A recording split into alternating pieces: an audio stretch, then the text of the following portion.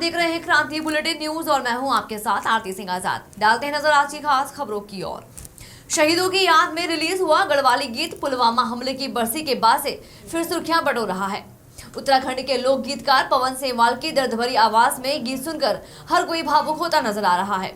Social media पर इस गीत को सुनने के बाद तरह तरह के कमेंट देकर देश दुनिया के लोग शहीदों को अपनी भावभीनी श्रद्धांजलि दे रहे हैं। इस गीत को लोग काफी पसंद कर रहे हैं। हालांकि यह गीत 3 साल पहले रिलीज हुआ था। लोक गीतकार पवन सेमवाल ने बताया कि शहीदों की याद में इस गीत को रिलीज किया गया था, जिसे पुलवामा हमले की बरसी के बाद से लोगों ने फिर सोशल मीडिया पर शेयर करना शुरू किया है। कन बितनी वाली की मांग सोनी वेगनी रोणी वाली माँ की ममता गोद सोनी रहेगी। कन बितनी वाली की मांग सोनी वेगनी रोणी वाली माँ की ममता गोद सोनी रहेगी। रोणो छई हे विधाता मातम छेगी देश माकना कपटी कान एन बनी निर्दयों का भेष माँ। दीदी बोली भी रोणी छन रोणा छन बुबाबई उठावा बंदूक सभी मर्यादा अब नहीं रही। दीदी बोली भी रोणी छन रोणा छन बुबाबई उठावा बंदूक सभी अब न भी मर्यादा रही। वंदे मातरम। महाशिवरात्रि पर्व पर नीलकंठ मंदिर में जलाभिषेक के लिए करीब 2.5 लाख श्रद्धालुओं के पहुंचने की उम्मीद है। इस बात का अंदाजा इसी बात से लगाया जा रहा है कि महाशिवरात्रि के एक दिन पहले ही 50,000 से अधिक श्रद्धालु जलाभिषेक करने के लिए नीलकंठ में पहुंच चुके हैं। जलाभिषेक करने को लेकर श्रद्धालुओं में काफी उत्साह भी देखने को मिल रहा है। ज्यादातर श्रद्धालु यूपी, दिल्ली और आसपास के राज्यों से पहुंचे हैं, जो अपने कंधे पर कांवड़ लेकर पैदल मार्ग से नीलकंठ आए हैं। बम बम भोले और जय नीलकंठ महादेव के उद्घोषों के बीच स्वर्गाश्रम और नीलकंठ क्षेत्र शिवमय हो गया है। सुरक्षा की दृष्टि से जगह जगह पुलिस तैनात है। सीसीटीवी कैमरे में पुलिस संदिग्धों पर नजर रख रही है। हजारों शिव भक्तों के पहुंचने से मेला क्षेत्र के व्यापारियों के चेहरे भी खिले हुए हैं। हमारा 45 बंदों का ग्रुप है। हम दिल्ली से आए हैं, पहाड़गंज से मंदिर में मत्था टेकने नीलकंठ महादेव जी के। ये पहली बार ही आए हैं। बहुत ओके फील हो रहा है। इधर तो बढ़िया व्यू भी बहुत बढ़िया है। हुआ हमारे तो व्यवस्था भी बढ़िया है हर चीज की। अभी तक तो हर चीज की सुविधा मिली है हमारे को।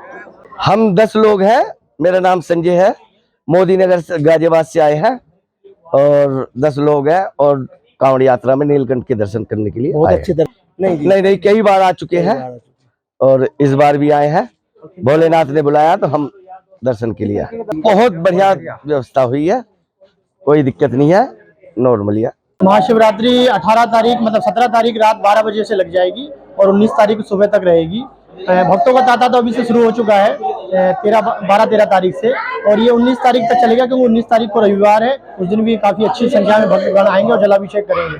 हाँ, प्रतिवर्ष हमारे यहाँ 2 से 2.5 लाख भक्त शिवरात्रि में जलाभिषेक करते हैं। इस साल हो सकता है शायद बढ़े, क्योंकि कोविड के बाद से पहली बार पूरा ये शिवरात्रि का पर्व मनाया जा रहा है, क्योंकि हर बार तो कुछ ना कुछ पाबंदियां रहती थी। इस बार ऐसी कोई पाबंदियां नहीं है, तो हो सकता है भक्तों की संख्या इस बार अधिक रहे।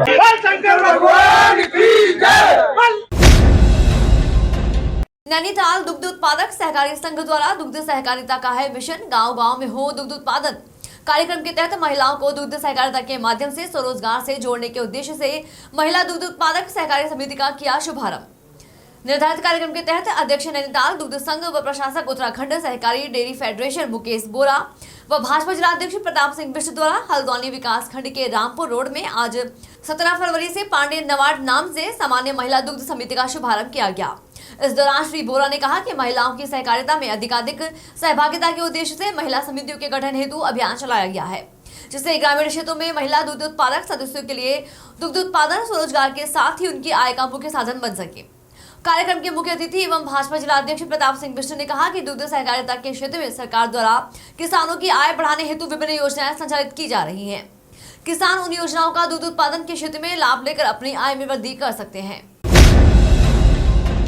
भारत के राष्ट्रीय सुरक्षा सलाहकार अजीत डोभाल को पंतनगर विश्वविद्यालय की तरफ से विज्ञान वरिधि में मानद उपाधि से नवाजा गया।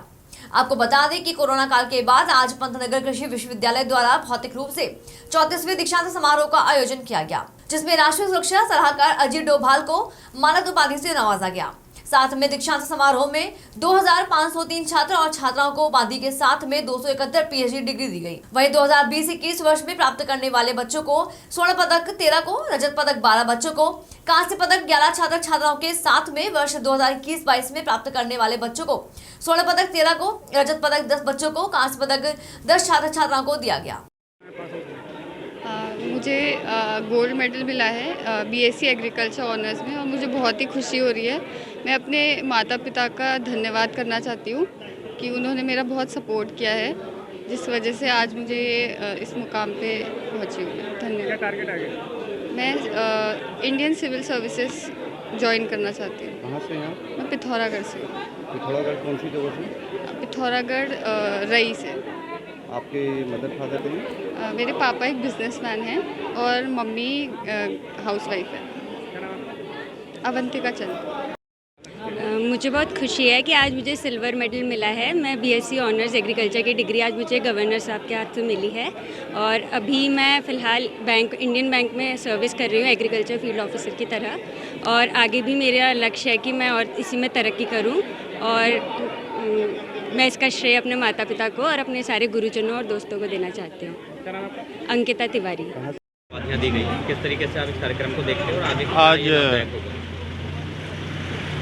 हरित क्रांति के जनक विश्वविद्यालय के 34वें दीक्षांत समारोह में आने का मौका मिला और जो उत्साह मुझे बच्चों में दिखाई दिया, विशेषकर हमारी बेटियों में। मेरे ख्याल से जिन बच्चों को हमने डिग्रियां दी, गोल्ड मेडल दिए, उसमें अधिकतर बच्चियां थी। और मैंने अपने उद्बोधन में कहा, मैंने जब उनसे पूछा कि आप कहाँ से बिलोंग करते हैं, कोई अल्मोड़ा, पिथौरागढ़, चंपावत, चमोली, टिहरी, तो मुझे उत्तराखंड का भविष्य जो है उज्जवल दिखाई देता है। जो आज हम कहते हैं कि हम मिलेट्स के क्षेत्र में, हॉर्टिकल्चर के क्षेत्र में, हनी में अपने उत्पाद को दुगना करेंगे। निश्चित ही इनकी जो शिक्षा दीक्षा यहाँ पर इनको मिली है, नई नई तकनीक का प्रयोग कर हम मिलेट्स को आगे बढ़ाएंगे, हॉर्टिकल्चर को आगे बढ़ाएंगे और जो किसानी को आगे दुगनी करने का हमारा संकल्प है उसको हम पूरा करेंगे। यहाँ से निकले लोग उनको आज का दिन अलग ही था। आज GB Pant university of agriculture and technology का जो कॉन्वोकेशन 34वां कॉन्वोकेशन हुआ, अपने आप में एक अलग ही तरीके से मनाया गया। इसके अंदर में 2503 डिग्रियों को दिया गया और 271 पीएचडी को भी प्रदान किया गया। इसके अलावा अलग अलग कीर्तिमान हासिल करने के लिए गोल्ड मेडल, सिल्वर मेडल और बाकी मेडल दिए गए। आज एक अलग से बहुत खुशी हुई कि जो हमारे एग्रीकल्चर रिलेटेड साइंटिस्ट हैं, जो रिसर्च का इलाका है, अपने आप में बहुत तरक्की कर रहा है। मैं कहूँगा कि एक चीज़ तो दिल को छू गई कि आज के जितने भी विनर्स थे उसमें हमारी बेटियां थीं और कुछ बेटियां इस प्रकार थी जिन्होंने 3-3 मेडल लिए और एक परिवार की 2 बेटियों ने भी मेडल लिए। तो अपने आप में एक अलग ही फ्यूचर को दर्शाता है। और दूसरी बात ये है कि जिस प्रकार जीबी पंत ने अपना सीड रेवोल्यूशन, अपना हर एक एग्रीकल्चर रिलेटेड, चाहे वो इक्विपमेंट हो, चाहे वो इनोवेशन हो, entrepreneurship, holding the hand farmers का, उसमें एक अलग ही कीर्तिमान बना रहे हैं। मुझको ऐसा लगता है कि जिस प्रकार जीबी पंत की एक इतिहास रहा है कि भारत के अंदर में हरित क्रांति लाए थे, उसी प्रकार जो अगला सीड रेवोल्यूशन है, जो अगला एक टेक्नोलॉजी को लेकर agriculture, horticulture, animal husbandry, fishery, इन सब के इलाके में अवश्य ही अगला जो अध्याय है वो यहाँ से शुरू होगा। और आज एक और बहुत मुख्य बात थी कि हमारे उत्तराखंड का जो सपूत हैं, उत्तराखंड के जो शान हैं, अजीत दोवल जी, जो हमारे एनएसए साहब, वो भी आज यहाँ पे आए और उनको डॉक्टर ऑफ साइंस की उपाधि दी। जब मैं उनको डॉक्टर ऑफ साइंस की उपाधि दे रहा था तो अपने आप में इतना गर्व हो रहा था कि हमारे उत्तराखंड में, पौड़ी में जन्मे एक हमारे सन ऑफ द सॉइल ने इतनी पूरे भारत की इतनी सेवा की है, कीर्ति चक्र से सम्मानित हैं और आज भी देश की सेवा सिक्योरिटी के पहलू में कर रहे हैं। तो सचमुच ये हर एक उत्तराखंडी के लिए, हर एक स्टूडेंट के लिए एक अलग ही एक इम्पॉर्टेंट क्षण था।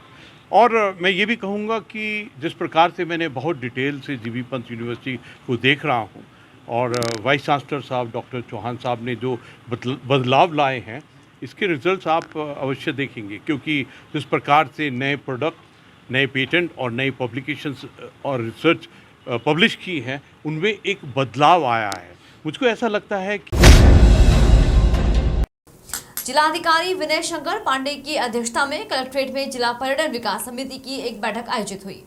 बैठक में टूर पैकेज, लक्सर में क्रोकोडाइल पार्क का निर्माण, सती कुंड का विकास, ग्राम कुंजा बहादुरपुर, भगवानपुर के स्मारक का पर्यटन की दृष्टि से विकास, चंडी देवी एवं मनसा देवी पैदल मार्ग का सुधारीकरण आदि के संबंध में विस्तृत विचार विमर्श हुआ।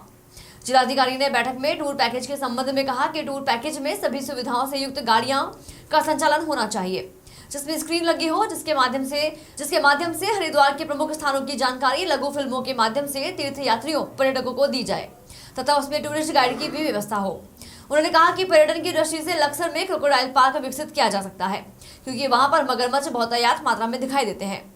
उन्होंने अधिकारियों को निर्देश दिए कि इसका विवरण प्रस्तुत करना सुनिश्चित करें। बैठक में अधिकारियों ने बताया कि ग्राम कुंजा बहादुरपुर, भगवानपुर के स्मारक के आसपास का विकास तथा मनसा देवी और चंडी देवी पैदल मार्ग के सुधारीकरण के लिए प्रस्ताव तैयार कर लिया गया है। फिलहाल इतना ही। खबरों का सिलसिला लगातार जारी है। बने रहे क्रांति बुलेटिन न्यूज के साथ। नमस्कार।